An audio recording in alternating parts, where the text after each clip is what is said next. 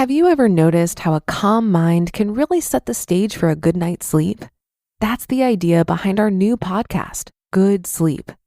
Greg, our host from Optimal Relationships Daily, is here to help ease you into a peaceful night's rest with some positive affirmations. And these affirmations aren't just comforting.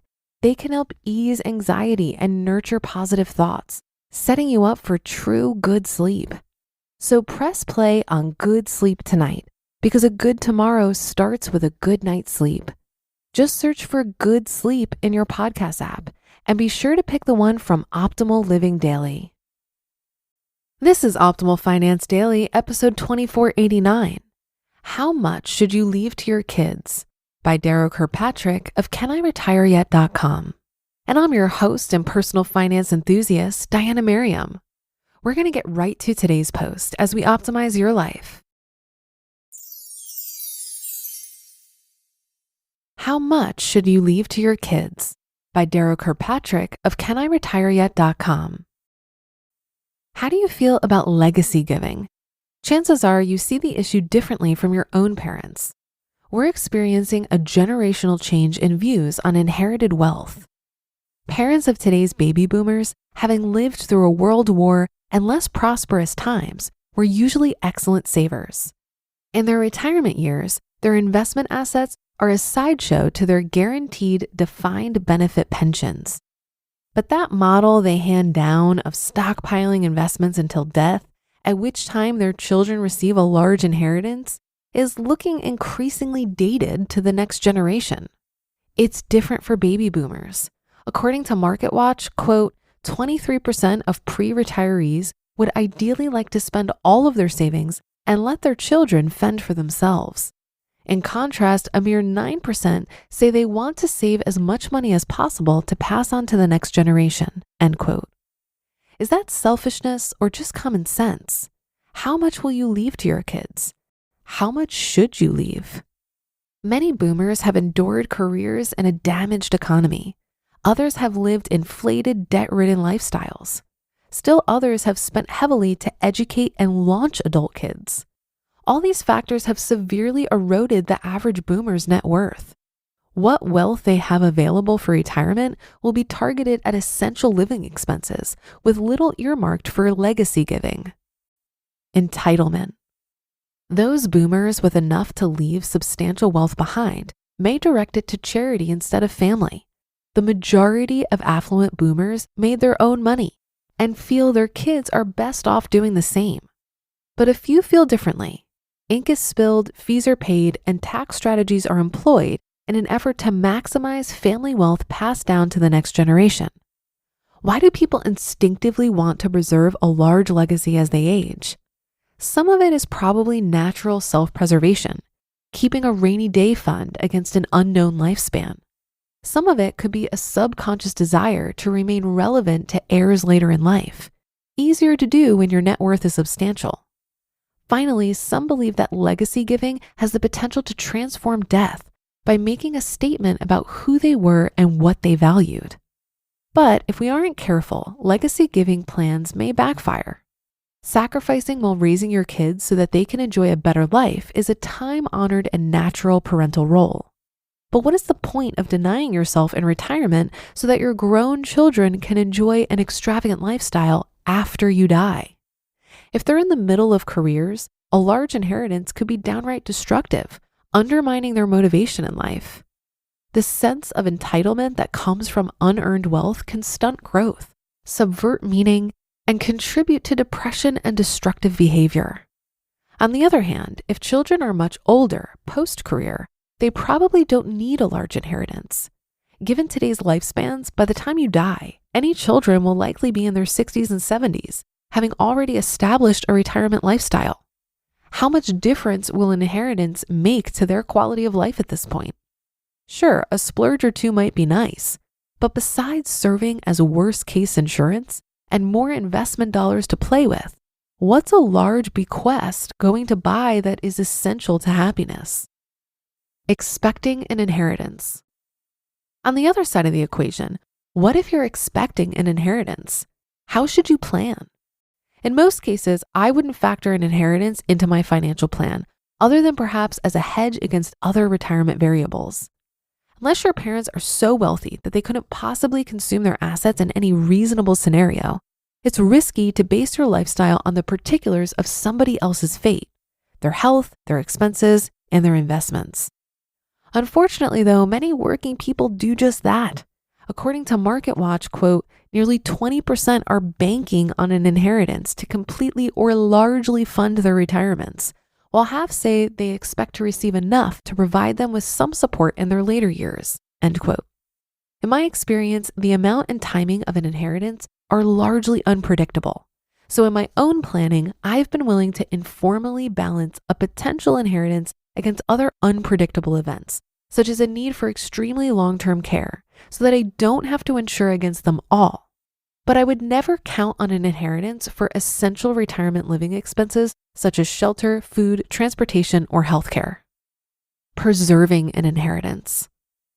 And what if you've already received an inheritance? How does that figure into your own legacy giving? Many people feel an obligation to preserve and pass on at least the principal they've inherited to future generations, rather than consuming it themselves. But how do you implement that? Unfortunately, passing on wealth you received is complicated by the impact of inflation over long time spans. You'll have to give much more than you received in nominal terms if your goal is to preserve spending power for your heirs. Given the current investing environment, that could be difficult. One approach, if you don't intend to consume any of the income, is to put inherited money into a separate account with designated beneficiaries and simply pass on the entire ending balance. By contrast, if you mix the inherited assets with your own, then you would need to compute the inflated amount over your life expectancy and target that as your minimum legacy.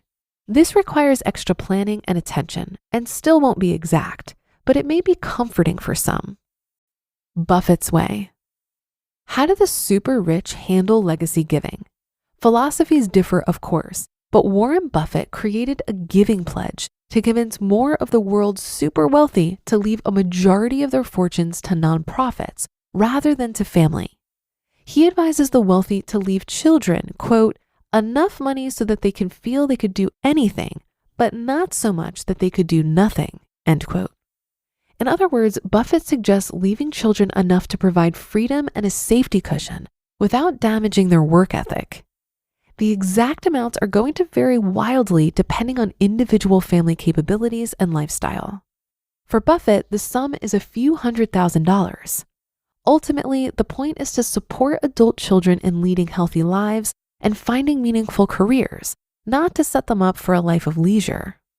Obviously, this may not apply if you have minor age children, children still in college, or a special needs child or grandchild who requires care for life. In the latter case, a trust that fully funds their care and living expenses would be justified. Finding balance. Misunderstandings come easily in family estate planning. The best way to ensure intelligent allocation and amicable distribution of an inheritance is regular open communication about a family's goals and needs. Meeting in person is best, but if geography or relationships are difficult, then annual written communication would be advisable. Ultimately, as one of your last acts on earth, legacy giving is an intensely personal decision. Options could vary between leaving kids very little and leaving them millions. And there is a balanced approach. Leave what you yourself inherited, and if needed, add enough to create an emergency fund, a family insurance policy that can see heirs through a spell of career or health difficulties. This ensures that the essential needs of future generations are met, while not so enriching children upon your death that they can inflate their lifestyles or ditch meaningful careers. Finally, if you're in a position to give to the next generation, you might gift at least some of that money earlier in life. If there are clear needs now, education, housing, charity, why not meet them sooner than later? Why delay generosity? Ideally, you've raised your kids to manage money wisely. If you gift while you're still alive, you can experience the joy it brings to family and others. You can see how they handle the responsibility, and you may even realize certain tax advantages. The bottom line is that leaving a modest inheritance to children can help to ensure and free their future, but leaving too much or giving at the wrong time can distort and even harm their lives. On the other side, getting an inheritance is never a sure bet. Better not to anchor your retirement planning on a hypothetical bequest. Managing a financial legacy is a difficult and personal process without a perfect prescription. But one thing is certain, the current generation must and will do it differently than their parents. You just listened to the post titled, "How Much Should You Leave to Your Kids?" by Darrow Kirkpatrick of CanIRetireYet.com. Labor strikes, climate change, your beat up office printer.